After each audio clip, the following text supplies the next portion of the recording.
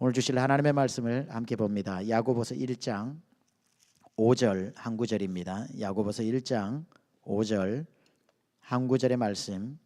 에스라가 율법을 낭독할 때 모든 사람이 일어나 말씀을 받았던 것처럼 우리가 하나님의 말씀을 다 함께 일어나셔서 한 목소리로 봉독하겠습니다. 야고보서 1장 5절입니다. 같이 읽습니다. 시작. 너희 중에 누구든지 지혜가 부족하거든 모든 사람에게 후히 주시고 꾸짖지 아니하시는 하나님께 구하라. 그리하면 주시리라. 아멘. 우리 앉으시겠습니다. 오늘 하나님의 말씀 세 번째 야고보서로 삶의 밑줄을 그어라 시리즈. 오늘은 지혜의 밑줄을 그어라 라는 제목 가지고 말씀 전하겠습니다. 여러분, 하나님은 우리가 기도하면 들어주시지요. 그런데 하나님도 들어주시기 곤란한 기도가 있을까요? 어떤 사람이 캘리포니아 저 해변에 서서 태평양을 바라보면서 하나님 앞에 이렇게 기도를 했답니다. 하나님은 기도하면 뭐든지 응답하시고 하실 수 있죠. 그럼 할 수 있지. 제가 고소공포증이 있어서 하와이를 가야 되는데 비행기를 못 합니다. 그러니까 하나님, 이 태평양 바다 위에 4차선 도로를 뚫어 주시면 안 되겠습니까? 그렇게 기도를 하니까 하나님께서 내가 그 정도도 못하겠냐, 할 수 있지만 그건 시간도 많이 들고 또 바다 위로 길을 내놓으면 배들이 못 다니지 않냐, 그건 좀 곤란하다, 다른 기도는 안 되겠냐. 이러니까 이 사람이 생각하다가 좀 그렇죠? 그러면은 그 기도는 말고 제가 꼭 한 가지 들어주셨으면 하는 기도 제목이 있습니다. 뭐냐? 여자의 마음을 알게 하여 주시옵소서. 아무리 생각해도 여자를 이해할 수가 없습니다.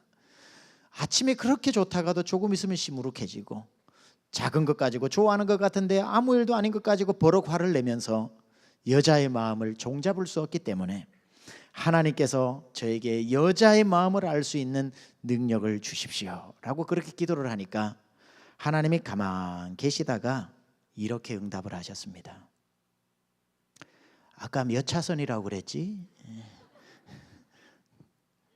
그렇게 질문을 하셨습니다. 하나님도 여자의 마음을 아시기는 좀 어려우신 것 같아요. 하나님께서 응답을 잘해 주시는 기도가 있는가 하면 하나님이 응답해 주시기에는 곤란한 기도들이 또 있는 것 같습니다. 그런데 우리의 기도 중에 하나님의 귀를 번쩍 열리게 하는 기도가 있습니다. 이 기도는 하나님께서 틀림없이 무조건 들어주실 기도라고 생각을 합니다. 그 대표적인 것 중에 하나가 뭐냐면, 여러분이 하나님 저에게 지혜를 주시옵소서 라고 하는 지혜를 구하는 기도를 드리면 하나님은 틀림없이 그 기도에는 귀를 번쩍 여시고 옳다 하고 응답해 주실 겁니다. 오늘 본문 5절을 보면 이렇게 나옵니다. 너희 중에 누구든지 지혜가 부족하거든 모든 사람에게 후히 주시고 꾸짖지 아니하시는 하나님께 구하라, 기도하라, 그리하면 주시리라. 이 한 구절을 보면 하나님이 이 기도를 얼마나 기뻐하시는지 알 수 있는 몇 가지 단어들이 나옵니다. 그 중에 하나가 뭐냐면, 너희 중에 몇몇이 기도하라고 한 게 아니라 누구든지 기도하라고 이야기했습니다. Whoever, 모든 사람이 기도할 수 있고, 그리고 응답을 주시는데 모든 사람에게 주신다고 그랬습니다. 그러니까 너희가 누구든지 기도해라. 그러면 모든 사람에게 주겠다. 뭘 기도할 때? 지혜를 기도할 때. 그때 어떻게 응답하시냐면 후히 주시고 많이 주시고, 또 한 가지는 꾸짖지 아니하신다. 다른 말로 기뻐하신다, 이런 말이죠. 따라서 우리가 지혜를 주십시오라고 기도를 하면 누구든지 지혜가 부족하거든 기도해라. 모든 사람에게 주시되 후히 주시고 꾸짖지 아니하시는 하나님께 아뢰라. 그리하면 주시리라. 이처럼 우리가 하나님 지혜를 주십시오라고 기도하면 그게 하나님한테는 그렇게 기쁘신 것 같아요. 하나님의 귀가 번쩍 열리는 것 같습니다. 우리가 잘 아는 대표적으로 누구죠? 솔로몬이죠. 솔로몬이 하나님 앞에 금도 구하지 않고 은도 구하지 않고, 하나님 저에게 지혜를 주셔서 백성들을 잘 재판하고 다스리게 하여 주옵소서라고 지혜를 구하는 기도를 하니까 놀라운 사실은 구하지 않은 은과 금도 주시더라는 겁니다. 아하, 지혜를 구하는 기도는 은과 금을 구하는 기도는 아니지만 지혜라고 하는 이 보석 상자 안에는 은도 있고 금도 있는 것이구나. 따라서 우리는 금 한 조각이 은 한 조각을 구하는 게 아니라 은과 금, 세상의 모든 것을 담을 수 있는 보석 상자인 지혜를 하나님 앞에 구해서 기도해야 되는 것이구나. 지혜를 구해서 얻을 수만 있다면 그 지혜 안에는 여러분이 살아가는 날 동안 얻을 수 있는 모든 것들이 그 지혜의 보석 상자는 안에는 들어있기 때문에 그렇습니다. 그런데 사람들의 기도를 가만 들어보면은 참 안타까운 것이 그 지혜를 구하지 않고 지혜에서 나오는 한두 가지 금 한 조각, 옷 한 벌, 그런 은 한 조각을 기도하는 경향들이 있다라는 겁니다. 참 안타깝습니다. 만약 여러분이 비록 목이 마르지만 여러분에게 두 가지 초이스가 있다면 시원한 물 한 바가지가 있고 그 옆에는 평생 퍼도 마르지 않는 샘물이 있다면 여러분은 한 바가지 급한 대로 물을 구하시겠습니까? 퍼도 마르지 않는 샘물을 구하시겠습니까? 우선 목마르다고 물 한 바가지 먹고 나면 내일 또 목마를지 몰라도 퍼도 솟아나는 샘물이 있는 웅덩이를 구하면 그곳에서는 계속해서 평생 목을 축이는 신선한 물이 나오는 것과 같이 지혜는 우리 눈앞에 보이는 한 바가지의 물이 아니라 퍼도 솟아나는 우물과 같은 그러한 것이기 때문에 여러분이 정말 오늘부터 기도하실 때에 다른 것 구하기 전에 하나님 앞에 지혜를 달라고 기도해서 지혜를 받음으로 말미암아 여러분 삶에 퍼도 마르지 않는 그러한 은혜가 있기를 축원합니다.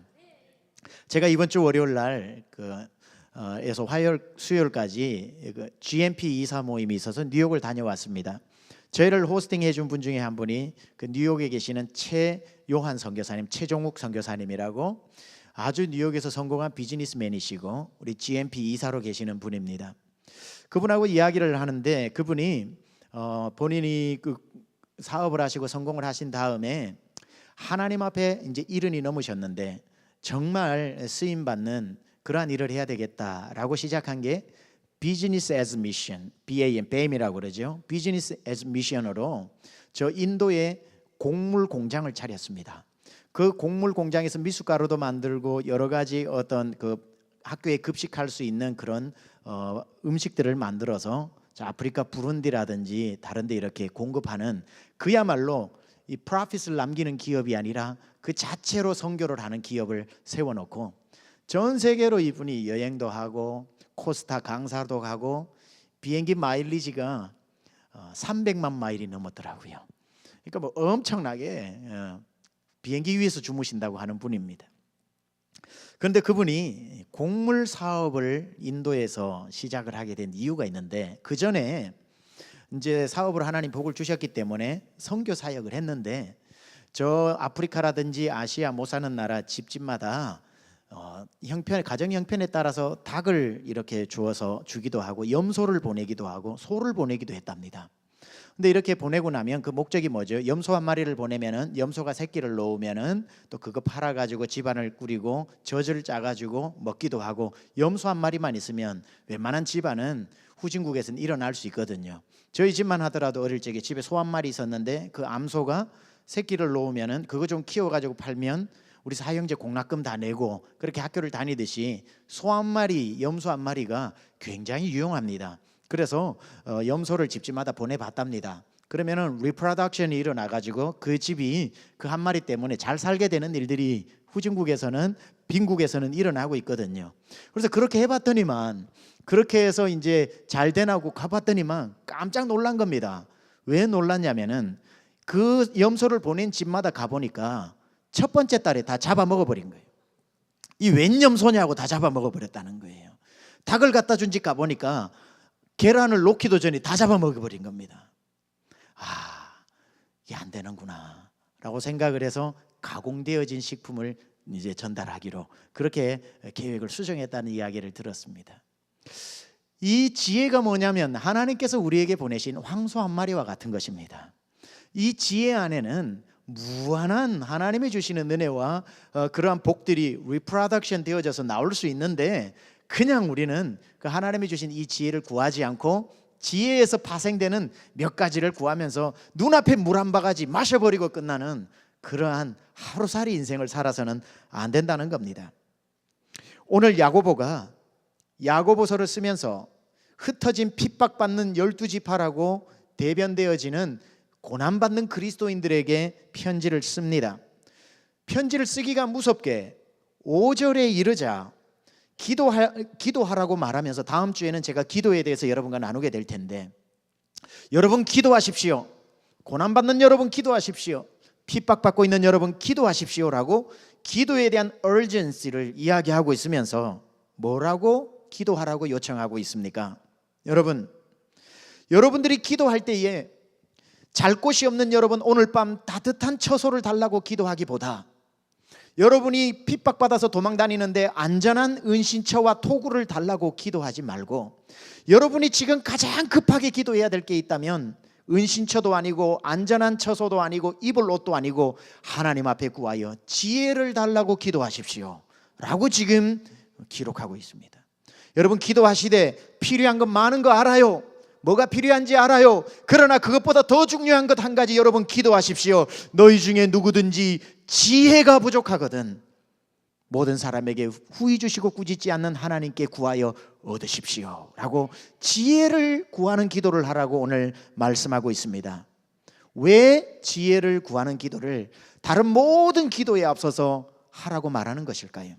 오늘도 우리가 편안한 시대에 살아가고 있는 것 같지만 이 시대 또한도 녹록지 않은 시대이고, 우리가 그리스도인으로 살아가는 척박한 환경에서 살아가고 있는 것, 미국에 살면서 점점점 그리스도인으로 산다는 게 어려워지는 것 여러분 아시지요? 우리에게도 마찬가지로 여러분이 이민 와서 한 벌 옷, 한 평의 땅을 위해서 기도하는 게 아니라 왜 지혜를 달라고 기도해야 되는지, 오늘 야고보가 이 흩어진 나그네들에게 왜 지혜를 구하라고 했는지를 살펴보면서 함께 우리 삶에 적용해 보고자 합니다. 왜 우리 그리스도인에게 지혜가 필요한가? 첫째, 지혜는 그리스도인들을 세상으로부터 보호해 주기 때문에 그렇습니다. 여러분, 지혜, wisdom, 이 지혜는 부동산입니까? 동산입니까? 뭐예요? 지혜는 움직이지 않는 땅과 집 같은 부동산입니까? 아니면 움직이는 동산입니까? 지혜는 움직이는 동산이지요. 한 자리에 묶어 놓을 수 있는 부동산이 아니지요. 이게 왜 필요하냐면, 다른 것은 다 훔쳐갈 수 있으나 여러분 머릿속에 들어가 있는 그 지혜는 그 누구도 훔쳐갈 수 없는 바로 여러분의 영원한 소유물이 될 수 있다는 겁니다. 자, 흩어진 12지파가 오늘도 어디로 갈까 안전한 처소를 찾아다니면서 하룻밤, 여기서 우리가 잠을 자면 아무도 알 수 없겠구나 라고 해서 안전한 곳에서 하룻밤 눈을 붙이려고 하는 그 찰나에 어디서 소문을 들었는지 로마 병정들이 들이닥치면서 그 은신처로 들어올 때에 도망가기 위해서 자기들이 벗어두었던 옷도 챙기지 못하고 가지고 있었던 재산도 챙기지 못하고 짊어지고 다니던 양식도 들고 가지 못하고 뒷문으로 맨발로 도망을 가더라고 할지라도, 모든 것을 다 뒤로 놓고 도망을 간다 할지라도 지혜는 두고 갈 수 없이 지혜는 가지고 갈 수 있기 때문에, 여러분 오늘도 핍박받아서 이리저리 유리방황하더라도 여러분 구하여 지혜를 가지고 있다면 여러분은 잃어버린 게 하나도 없는 사람입니다.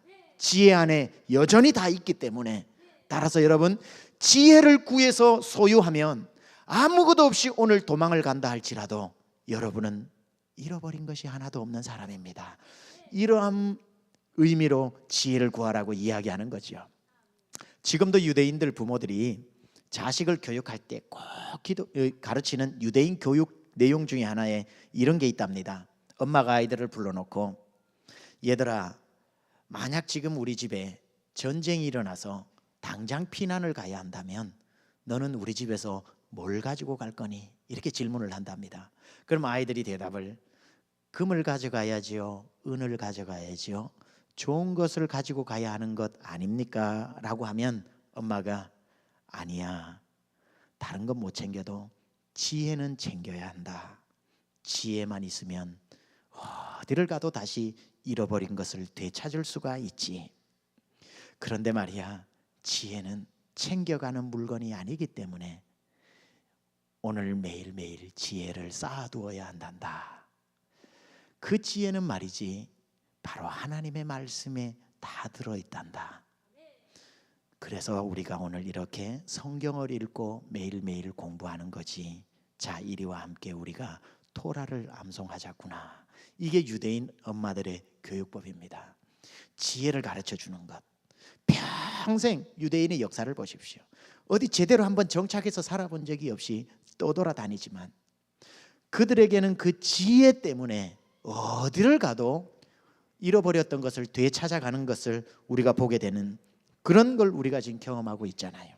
이런 배경을 이해한다면 오늘 5절에서 왜 야고보가 흩어져 유리방황 고생하는 그리스도인들에게 다른 것을 기도하라고 말하기 전에 지혜를 달라고 왜 그렇게 강력하게 요청하고 있는지를 어렵지 않게 이해할 수 있습니다.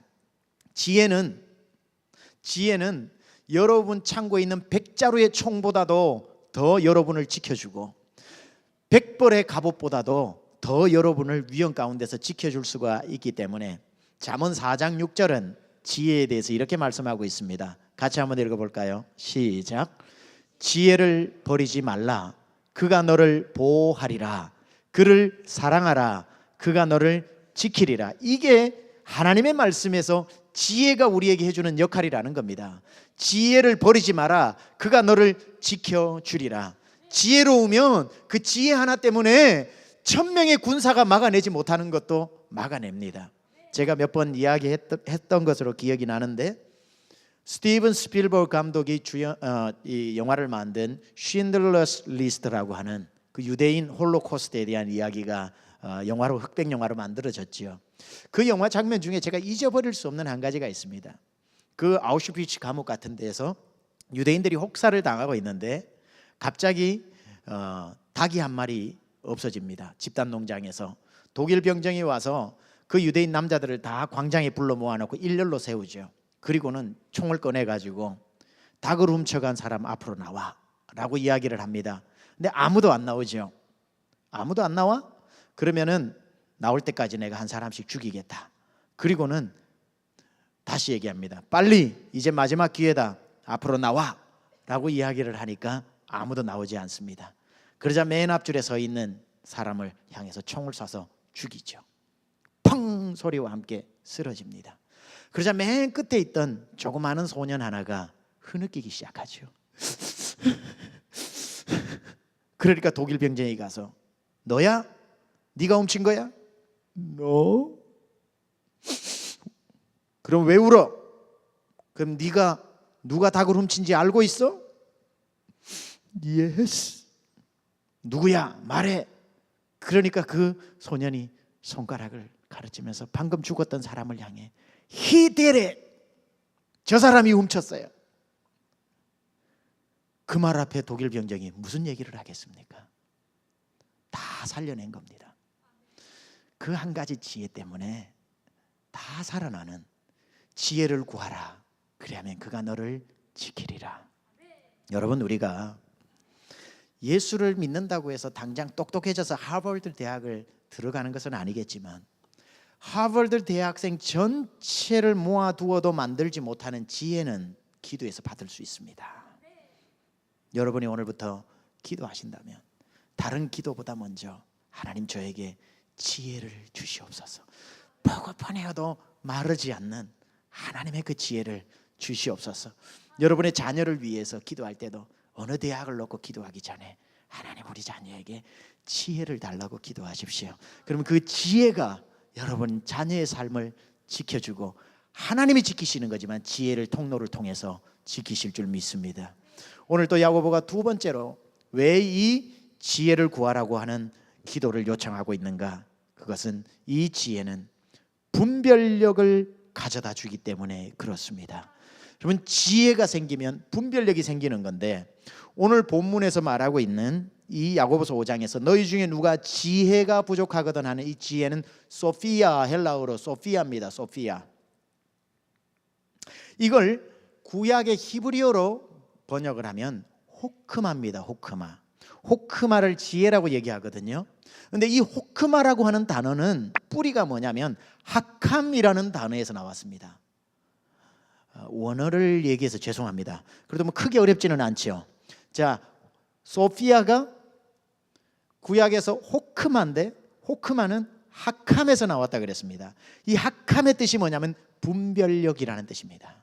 따라서 호크마는 분별력을 뜻하는 말이 되는 거지요. 따라서 오늘 5절을 이렇게 번역해도 아무 문제가 없습니다. 너희 중에 누구든지 분별력이 부족하거든 모든 사람에게 후히 주시고 꾸짖지 않는 하나님께 하래라 그리하면 주시리라. 자, 그렇다면 야고보는 왜 이 성도들을 향해서 다른 기도가 아니라 분별해내는 지혜를 달라고 기도하라고 말하는 것일까요? 이 사람들에게 있어서 분별력이라는 것은 생명과 직결되어져 있기 때문에 분별력이 없으면 당장에 죽어요. 그런데 분별력이 있으면 살아나는 겁니다. 이게 무슨 말이냐면 이 당시 핍박받을 때에 조직적인 로마의 핍박들을 받고 있었기 때문에 예루살렘 지역만 그런 게 아니라 흩어져 있는 그 소아시아 지역 그리고 저 그리스 지역 심지어 로마 지역까지 퍼져나가고 있었던 이러한 기독교의 말할 수 없는 영향력을 무서워했던 로마는 실체가 없이 언더그라운드에서 모이는 이 사람들을 발본색원하여 다 없애야 되는데 정체 없는 이 괴물 같은 그리스도인들의 누룩처럼 퍼져나가는 이 영향력을 어떻게 하면 없앨까 싶어서 조직적으로 핍박하고 있었습니다. 그래서 들리는 소문에 의하면 이 사람들은 지하에 사람들 묻어두는 지하 무덤 카타콤베 여기에서 모인대더라 해서 첩자들을 보낼 때가 있죠. 그리스도인으로 위장하여 그리스도인이라고 속여서 그들의 공동체에 가서 앉아서 함께 찬송하고 예배를 하는 그때에 왜 그 첩자가 들어가냐면은 이런 광고들을 할 거 아닙니까? 여러분, 우리 교회가 우리의 모임이 규모가 커지는 바람에 다음 주부터는 이곳에서 모이지 않고 더 넓은 곳에 가서 더 많은 사람들을 모아서 그곳에서 모일 겁니다. 어디에서 모인다고요? 예, 그 장소입니다. 아시겠죠? 일로 오면 우리 없어요. 다음 주에 글로 오셔야 됩니다. 그리고 이제 우리가 지금 사용하고 있는 익투스라고 하는 이 암구호는 로마 병정들이 거의 다 알아버렸습니다. 그래서 이제부터 우리가 서로 형제라는 거 땅 위로 올라가서 평상시 생활할 때에 새로운 암구호가 이렇게 바뀌었습니다. 암구호를 가르쳐주고 다음에 새로 모일 장소를 가르쳐줄 때에 가짜가 앉아가지고 있다가 그러니까 다음 주에 거기서 모인다는 거지. 암구호는 이제 이렇게 사용한다는 거지. 그렇게 해서 와서 로마 관료에게 알려주면 그 정보를 가지고 다음 주에 모일 때 급습해서 한꺼번에 모두 죽이게 되는 그러한 일들이 비일비재했던 이런 시대에 앉아 있는데 누가 가짜인지 진짜인지 분별해내는 능력이 있으면 다 사는 것이고 가짜가 왔음에도 불구하고 가짜인 줄 모르면 그 다음 주에 다 죽게 되는 이런 생사의 문제가 놓여있는 이때에 분별해내는 지혜를 구하라는 기도만큼 중요한 기도는 없었다는 겁니다. 그래서 여러분 하캄 분별의 능력을 구하여 받으십시오 라고 이야기하고 있는 거죠.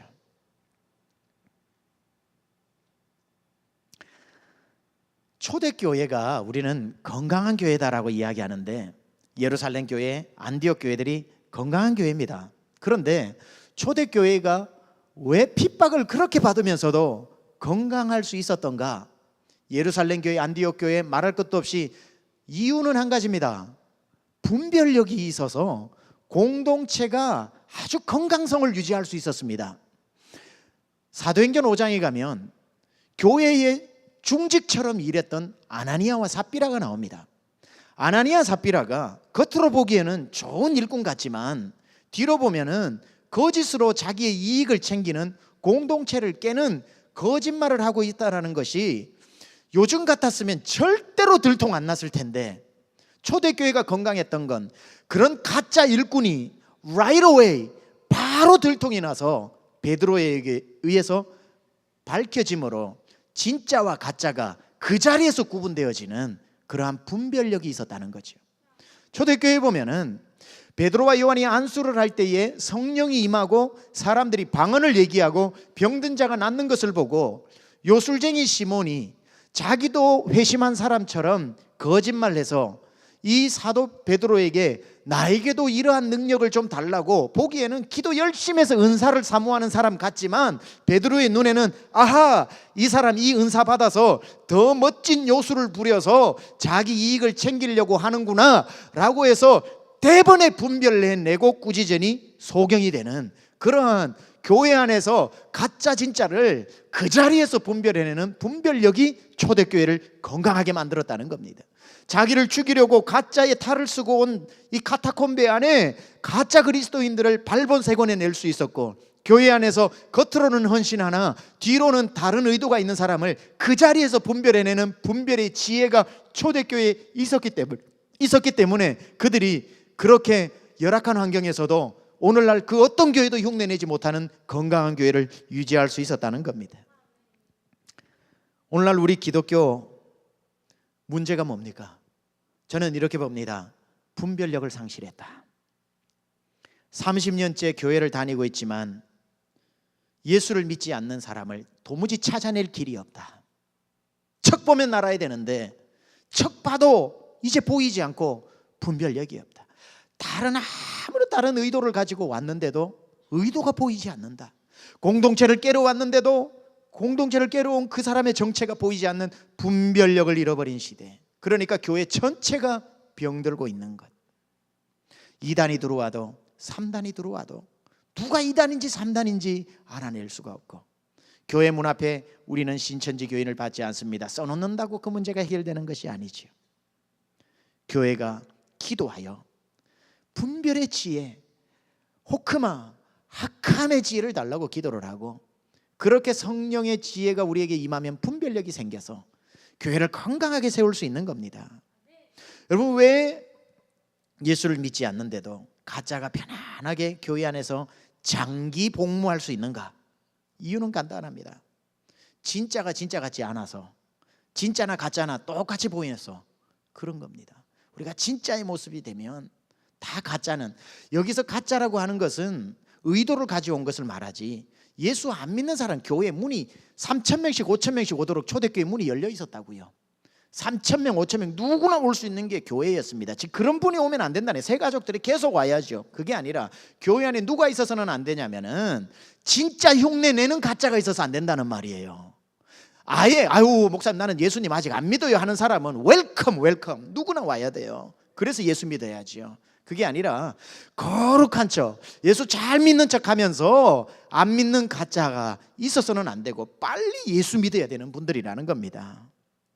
근데 진짜 같은 가짜도 가짜 같은 진짜도 이렇게 섞여 있으니까 누가 진짜인지 누가 가짜인지 아무도 모르니까 결과는 오늘날 교회의 건강성을 잃어버리게 되는 거죠.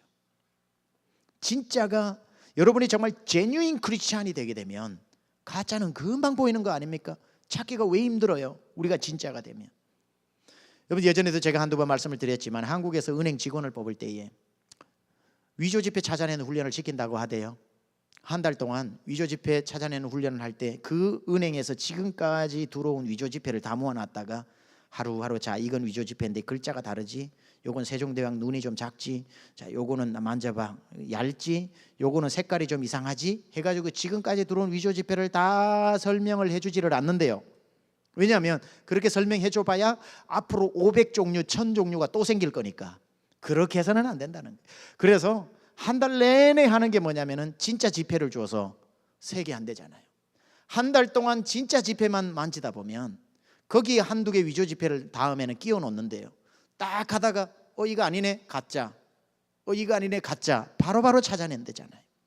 진짜를 알면 가짜가 보이는 거 아니겠습니까? 우리가 진짜 예수님을 만나면 예수님 안 만난 분들이 보이잖아요. 진짜 하나님 우리 십자가를 지면 십자가가 보이잖아요. 우린 십자가를 져야지 십자가를 지면 안 되잖아요. 그러니까 누가 십자가를 지고 주를 쫓아가는지, 누가 십자가를 지고 쫓아가는 흉내를 내는지 알아야 되는 거지.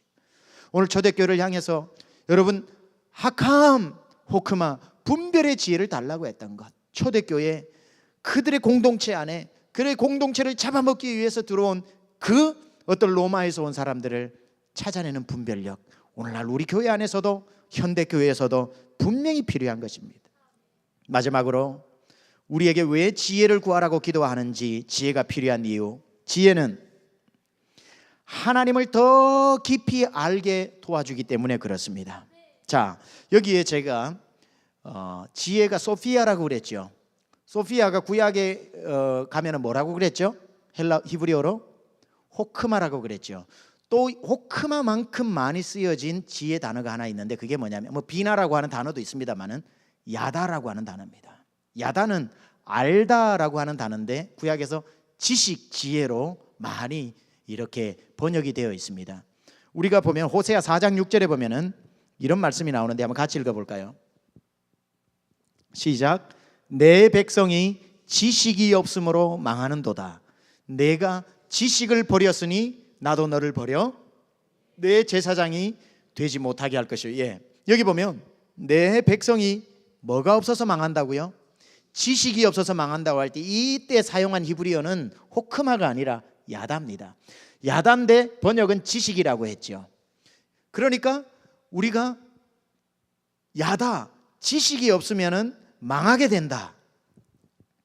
다른 말로 하면 야다는 알다라고 하는 단어입니다. 야다가 뭐라고요? 알다라고 하는 단어. 그러니까 여기서 내 백성이 야다가 없음으로 망하는도다. 이 말은 다른 말로 하면 야다는 알다라는 뜻이잖아요. 그죠? 알긴 아는데 그냥 아는 게 아니라 하나님을 아는 것을 말하는 겁니다. 그러니까 이렇게 해석해도 돼요. 내 백성이 나를 아는 지식이 없음으로 망하는도다. 이 말로 해석이 되어지는 겁니다. 자, 여기에서 사용되었던 야다라고 하는 단어는 여러분이 오바마 대통령에 대해서 아는 그런 식의 아는 것을 야다라고 말하지 않습니다. 하나님에 대해서 구글링만 하면 나오는 God이라고 치고 엔터 치면은 God에 대해서 나오고 Jesus라고 치면은 엔터만 치면 나오는 그런 지식은 knowing of God, knowing of Jesus, 예수님에 대해서 아는 거는 야다라고 말하지 않습니다. 여기서 말하는 것은 knowing God, knowing Jesus, 체험에서 하나님을 알고 예수님을 알 때 사용하는 단어가 야다라는 겁니다. 따라서 호세아 4장에 나오는 말씀은 이 백성이 나를 들어서 아는 그게 아니라 체험에서 알지 못하기 때문에 그 지식이 없기 때문에 망한다고 얘기하는 겁니다. 당장이라도 여러분 스마트폰 꺼내가지고 예수라고 그 검색창에 치고 엔터 치면 나오는 그런 예수님을 여러분 지금 믿어야 되는 게 아니라 지금 어떤 예수님을 아는 지식이 커져야 되냐면 삶에서 체험에서 만나는 예수님이 많아져야 되는데 오늘 야고보가 여러분 지혜를 구해서 얻으십시오라고 하는 것은 다른 말로 표현하면 여러분 하나님을 체험해서 아십시오. 그 지혜가 늘어나기 원합니다 라고 이야기하는 거예요. 그래서 유대인들은 저 사람은 지혜로운 사람이야 라고 말할 때는 본인들은 그게 무슨 말인지 아니까 이렇게 받아들입니다. 저 사람은 지혜로운 사람이야를 무슨 동의어로 듣냐면은 저 사람은 하나님을 깊이 있게 알고 있는 사람이야, 이 말을 지혜로운 사람이라는 것과 동의어로 쓰고 있습니다. 자, 그렇다면 흩어진 12지파에게 야고보가 왜 지혜, 즉 다른 지혜가 아닌 하나님을 아는 지혜를 구하라고 요청하는 것일까? 나왔죠. 하나님을 알면 알수록 그 백성은 절대 망하지 않기 때문에. 내 백성이 하나님을 아는 지식 야다가 없어서 망한다고 그랬잖아요. 자, 여러분이 살면서 하나님을 알면 알수록 망하지 않는 이유가 뭐냐면 여러분이 어떤 일을 당했을 때에 어떤 사람은요 이 상황을 가지고 자꾸 하나님을 해석하는 사람이 있습니다.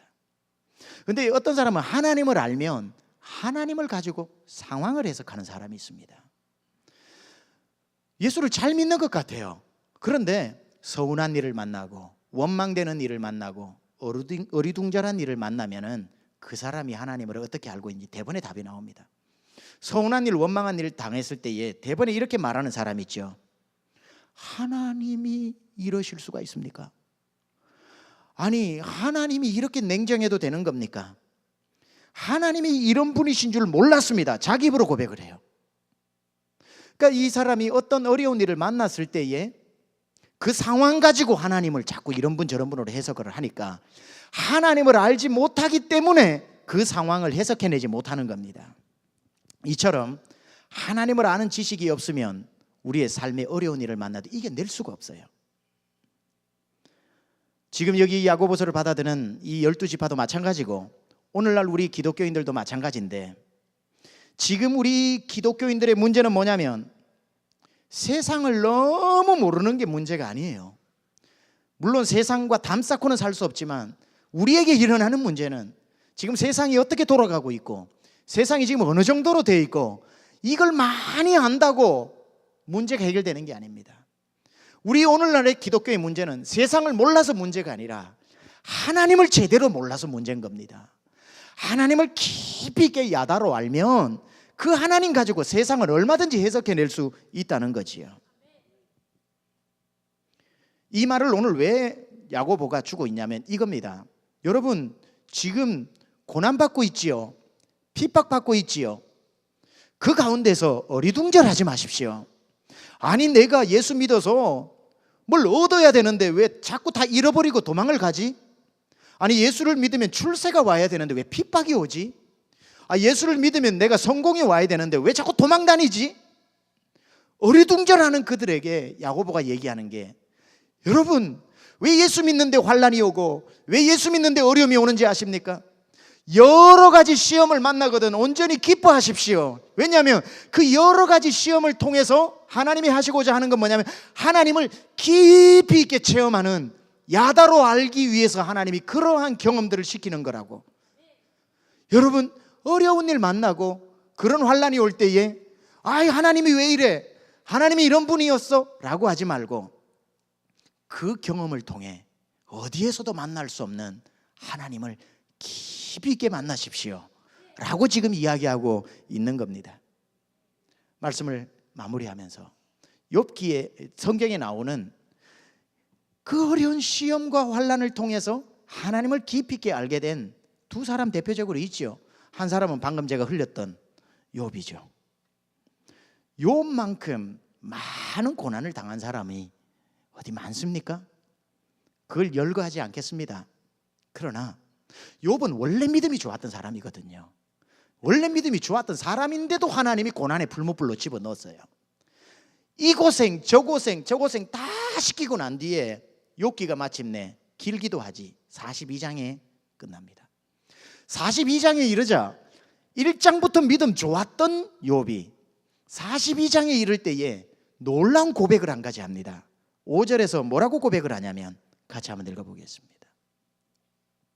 시작. 내가 주께 대하여 귀로 듣기만 하였사오나 이제는 눈으로 주를 배움나이다. 욥이 그 많은 고난과 여러 가지 시험 속에서 어떻게 변화된 거죠? 하나님을 깊이 있게 아는 야다를 경험하게 된 겁니다. 1장에 나는 믿음이 좋았다고 하지만 귀로 듣는 수준이었다면 이 고난 속에서 하나님을 만나고 난 뒤에 42장에 이르니까 이제야 내가 눈으로 주를 보는 수준으로 성숙했구나. 이것이 고난받고 여러분에게 어려움이 있을 때에 그것은 골탕 먹이려는 하나님의 어떤 짓궂은 장난이 아니라 그 고난 속에서 깊이 있는 귀로 듣는 하나님의 수준에서 눈으로 보는 수준으로 여러분의 믿음을 키우기 위한 하나님의 방식이라는 겁니다. 한 사람이 다윗 아닙니까? 우리는 다윗을 부러워하지만 다윗처럼 한번 살아볼래 그러면 살아낼 분은 한 분도 없을 겁니다.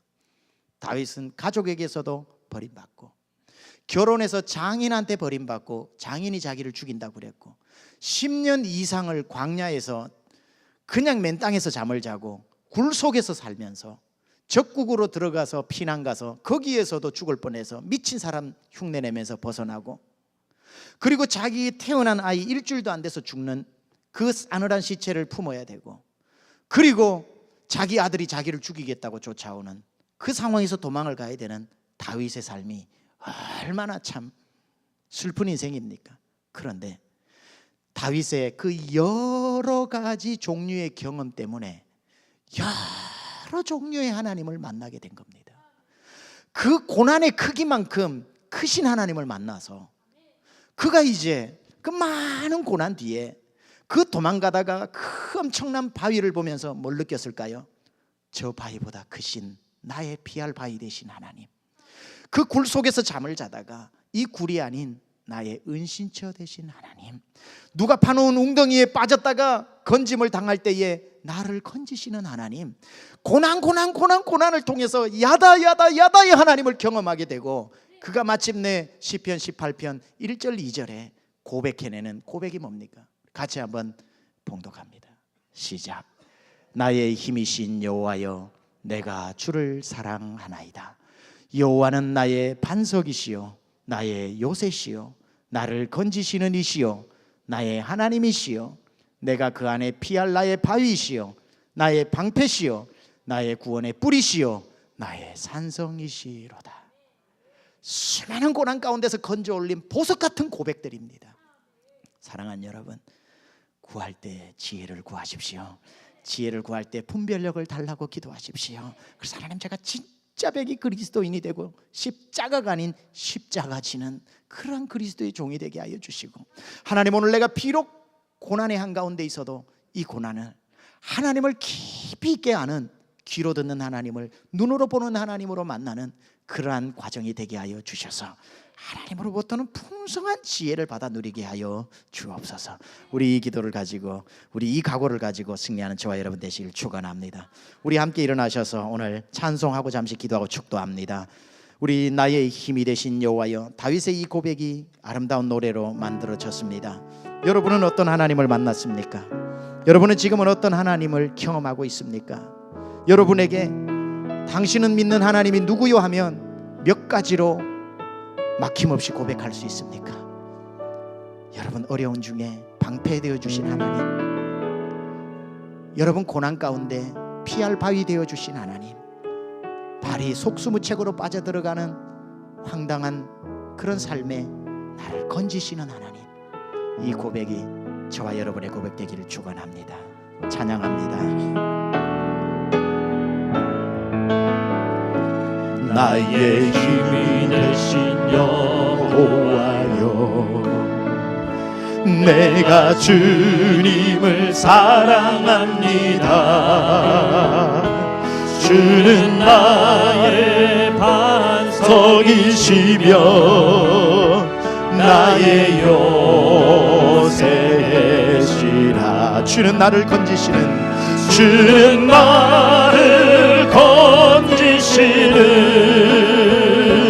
나의 주, 나의 하나님,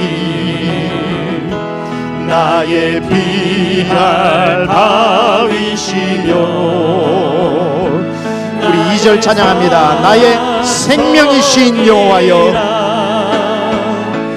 나의 생명이신 여호와여, 내가 주님을 찬양합니다. 주는 나의 사랑이시며 나의 의지이시라. 주는 나를 이끄시어 주의 길 인도하시며 나의 생의 목자 되시니 내가 따르리. 하나님, 나의 하나님,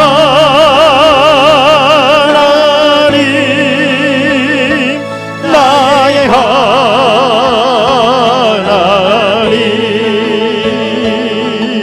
생명의 면류관으로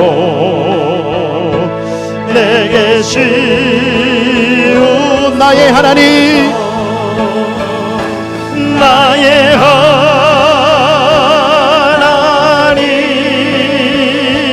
나의 하나. 그는 나의 여호와, 그는 나의 여호와, 나의 구세주. 우리 시간 한번 같이 기도하실 때에 여러분이 어떤 환경에 있든지 간에 그것은 여러분이 하나님을 더 깊이 만날 수 있는 시간이고, 세상에서 경험할 수 없는 그 상황에서만 경험할 수 있는 하나님이 주신 특별한 기회인 줄로 알아. 하나님의 지혜, 하나님을 더 깊이 아는 지식, 하나님 허락하여 주시옵소서. 어떤 상황에서도 상황 가지고 하나님 해석하지 않고 내가 아는 경험한 하나님을 통해 이 상황을 바라보게 하여 주시고, 능히 하나님 아버지 흩어져 있는 12지파가 이 메시지를 가지고 이겨내었던 것처럼 하나님 우리의 삶을 이기게 하여 주옵소서. 우리 시간 기도하며 나가겠습니다. 하나님 아버지, 이 시간 기도합니다. 어떤 상황, 어떠한 환경 가운데 있든지 간에 여호와를 아는 하나님 아버지 지식으로 자라게 하여 주시고, 하나님을 아는 아버지 하나님의 체험에서 아는 그 하나님으로 제가 성숙되게 하여 주시옵소서. 분별하는 아버지 하나님 눈을 허락하여 주셔서 진정한 하나님이 원하시는 진짜 백이 제뉴인 크리스찬 되게 하여 주시고, 하나님을 아버지 하나님 어떤 상황에서도 알아서 저만의 시편을 써내려가게 하여 주시옵소서. 나의 하나님, 나의 구원의 하나님, 피할 반석 되신 하나님, 능력의 하나님, 함께 하시는 하나님, 전능하신 하나님, 권능의 하나님, 하나님 건지시는 하나님, 그 하나님을 경험하고 승리하는 우리 모두 되게 하여 주시옵소서. 하나님, 나의 하나님, 하나님을 아는 지식에서 날마다 자라게 하여 주시고, 어떤 어려운 환경 가운데서도 환경 가지고 하나님을 갸우뚱하며 바라보지 않고 내가 믿는 하나님, 나를 만나 주신 하나님, 나와 함께 하신 그 하나님을 깊이 있게 알고 여러 가지 시험을 만나도 온전히 기뻐하는 카일 레인의 역사가 우리 가운데 일어나게 하여 주옵소서. 이제는 우리 주 예수 그리스도의 은혜와 하나님 아버지의 놀라우신 사랑하심과 성령님의 감화감동 내주교통 역사하심이 하나님을 깊이 있게 아는 지식에서 자라나기로 소원하고 결단하고 다짐하고 은혜 받고 돌아가는 사랑하는 심령들 머리머리 위에와 가정과 자녀와 주신 직분과 살아가는 인생길 위에 지금부터 영원토록 함께 하옵시기를 간절히 축원하옵나이다. 아멘.